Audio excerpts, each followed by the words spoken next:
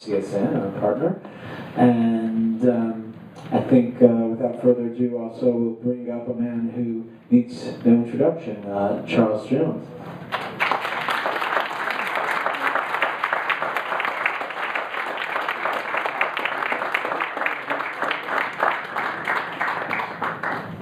I don't know how you moderate a discussion about this movie. Charles, do you want to start with introducing some dads who are here? Yeah, who's here? Is Jeff here? Jeff Cohen, right there. There he is. Is Randy here?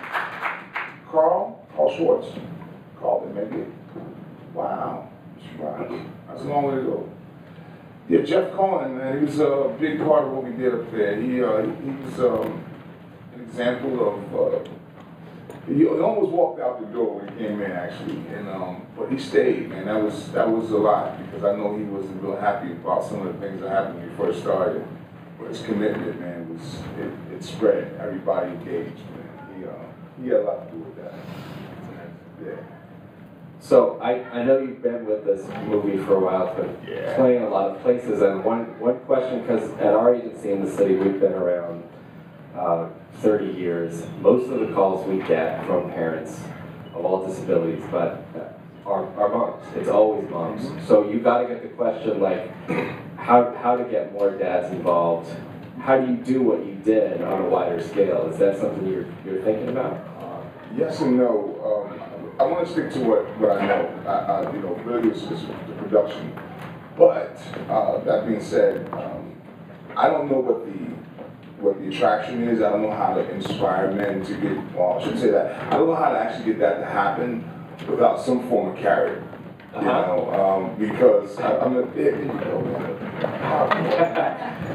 Jeff, he had an interesting response to that when we did a screening in 2012. You know, we'd say beer and beef.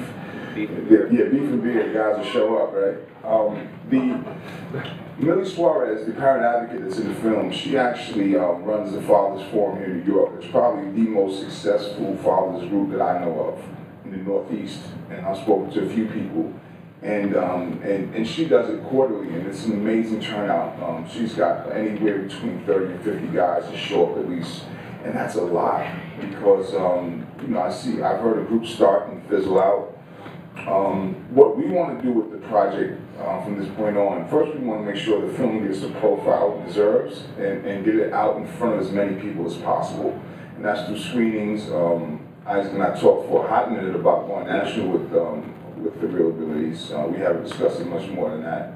Hopefully we'll talk about it a little more. But that's a great platform, because the right people are getting to see it, more than just the general audience. Well, we want the general audience to see it, but I think people who are in this plight with us need to see this as well.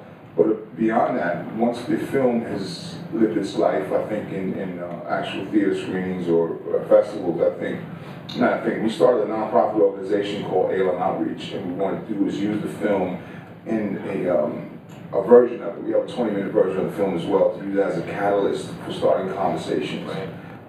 Even if it's to a general audience, and hopefully inspire local communities where we go, to inspire them to put together, like Millie's group, Fathers Forums that meet on a regular basis, because it's essential, it's important. I didn't have that at all, and I know people that have been dealing with children with autism for many years, they did not have that support. Nothing resonated for me when I was going through that dark period. And this became my therapy doing this film. And I think for a lot of guys, it's the same thing. Absolutely. It's amazing. Do you want to add anything there?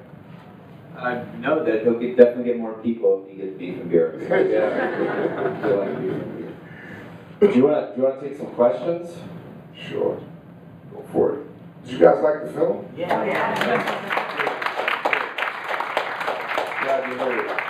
The one thing I will say is that when Charles mentioned about the person who said to him, questioning his motives or his immunizations, that he might look like a very mild-mannered person right now, but he did mention to us that he was a black belt, and that I would not have wanted to be that person who was mentioning that to Charles. Oh, please, man. We got a question up here. I missed the first part of the film, so this question may have been answered. Was this a one-off event, or is this going to be a periodic reunion of the same people? And if so, are you able to sort of measure, well, progress isn't the right word, but measure Success, if you will. success in helping people deal with this issue Well, from session to session? First of all, is there a follow-up to this, or is this just a one-off? These group of guys, it was a one-off. We do communicate occasionally. We talk, not necessarily about the issues that we are dealing with. I mean, I've had those conversations with a few of the guys, but we stay in touch. We're on Facebook friends, so we communicate. We kind of know what's going on with each other, but it's taken 3.5 years to finish this film, so you know a lot has changed. But I think the actual retreat itself was a catalyst for each of us to do a lot of introspection. You know, you had to really take a look at yourself and make some changes because you know we came there individually for different reasons, but I think we all came out of there with feeling enlightened and realizing that we don't have to do this by ourselves. Whereas, you know, men, we typically, I got this, you know, the alpha male thing. But no, it's not a recurring thing. Like I said, I don't necessarily want to get into the business of doing clinical work. That's not what I do. But I do want to be able to help galvanize that movement and that effort in different cities, because I truly believe, as dad goes, so goes the family. I know what my experiences have been in my family, and you know, the places that I went to emotionally really fractured us. You know, so I know how important it is for me to be emotionally healthy, for my family to be happy and have some joy, and because it's ugly. It gets ugly. You know, I mean, we have a hard time swallowing this. It's really tough. One of the problems, I think, also is that I don't know how many people you put the email out to, but you know, there was 15 of us that showed up. Right. I know people I've met after who have actually said, "Oh, I was going to do that. I should have done that. Maybe I went because my wife, I perceived, has forced me to go, but I went." You know, there were just too many guys out there who was really tough to show up and actually bare their soul. One of the guys who's kind of seen the film, he boogied out of there. Kind of glazed over a little bit of the film, but we came back from lunch and they showed me a chair in the movie, but it was like, where's Steve go? Right.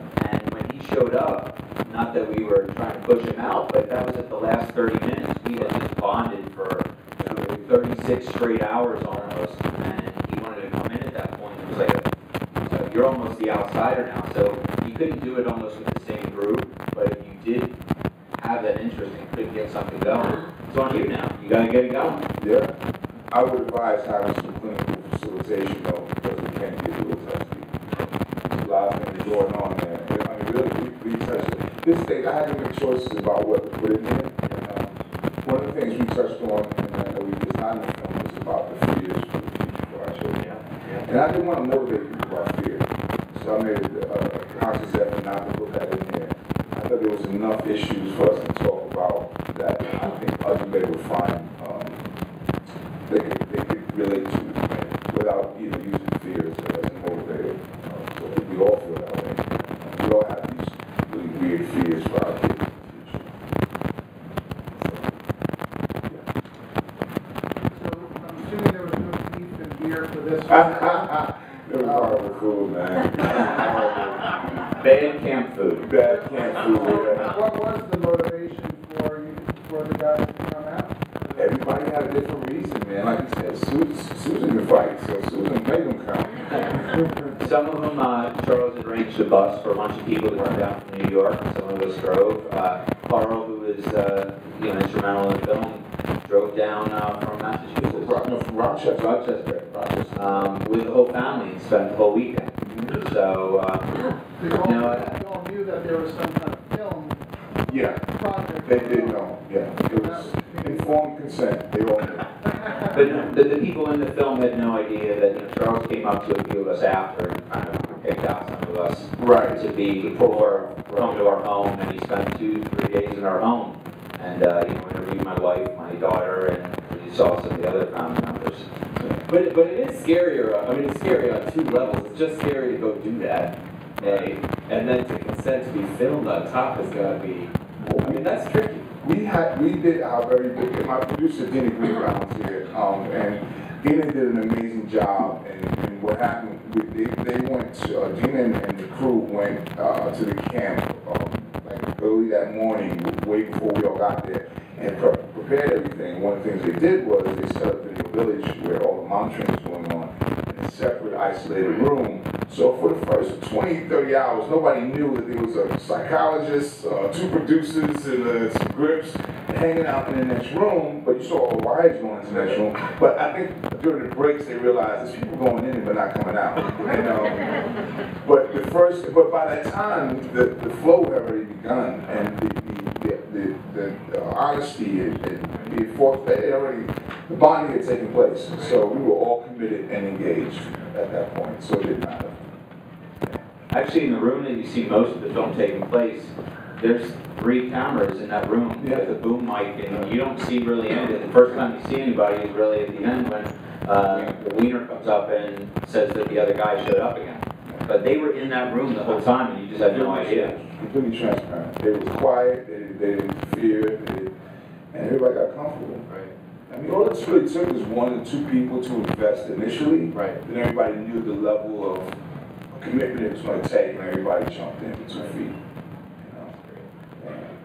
There were some people that bought into it right away and just were ready to bare their souls. Carl, who was there, he was the youngest, or his child was the youngest of all of us. Right. So he was looking at us like almost like the veterans, so to speak, and really looking at it just to learn from it. And you know, some of us had much older kids. Mine was really the oldest of the group that was left in the film. But you know, his doctor's kid was 35. Yeah. We have time for one last question. My question was, what were some of the changes that you all noticed after you came together and had this? Because you referenced that it had a big impact on you. What were those changes? I think, I'll speak for myself. That awareness, thinking and knowing something is one thing. Saying it is almost like a confirmation of commitment. When you talk to other people, it's like, you know, I challenge myself to have to do this because I actually said these words. You know, it was like a contract. And we actually gave each other contracts at the end to be conscious of and make a commitment to make some real changes in the way we approached either our wives, our children, everything. But for me, it was about patience and understanding and looking at my son very differently and giving him the wide path that he needed to be who he is and not judge and to get rid of shame and guilt and all those things. That's a lot, it's a tall order, but the process began, you know, to alleviate myself from all those things. Basically, I came away with it, what I said in the movie. I love my dad very dearly, but I didn't want to become him. I didn't want to be the father that he was, ruling by fear. And I remind myself on a constant basis, sometimes with a lot of help, and that I don't want to be that guy. I want to be a better father. I want to be there for my son. I know it's not a short run. It's a marathon, and I want to be there at the end and welcome him across the finish line. So I really try to make a conscious change and think about that often. You know, there's lots of days where it doesn't work, but keep trying to remind myself and actually referring to the contract that, you know, everybody wrote out 2 or 3 things that they wanted to change or wanted to do differently, and everybody in the room signed it, everybody else's. So you know, I look at mine still, you know, just check it out and make sure I'm still on the path, or maybe some of my things have changed and I'm trying to do something a little bit different and work on something else. Thank you guys for coming out. I really appreciate it. Thank you, Todd. Thank you, Todd. Thank you for such an intimate and deep film. Folks, this conversation should continue, and what we do is welcome you to continue it upstairs in our gallery on the lobby level, because there's another film starting in here, ReelAbilities, starting in 5 minutes. So we ask you actually to exit. If you can exit from on top, make a left, then you won't hit the crowd, or you can exit through these doors right here, because there's a crowd waiting outside to come back in. And join us for other films. Please give us your feedback forms, and please please help spread the word on ReelAbilities. Thank you all.